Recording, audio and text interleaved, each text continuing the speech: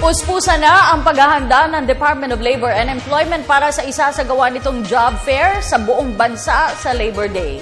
Ayon kay DOLE Director Nicon Fameronag, nasa mahigit 100,000 trabaho ang kanilang i-offer sa araw ng paggawa mula sa mahigit 100 employers.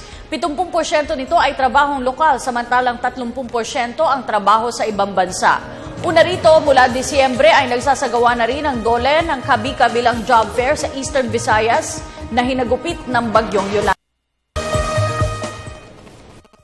Meron tayong nakatakdang gawing job fair sa National Capital Region.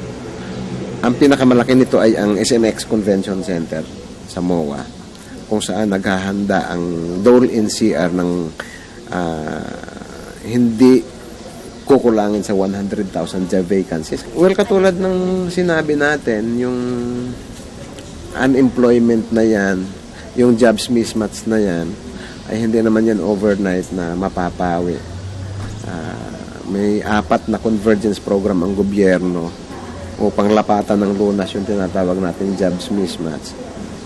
Pinaka-long term yan, yung K-12, yung SIGAP, yung Career Guidance Advocacy Program na nangunguna ang Department of Labor and Employment.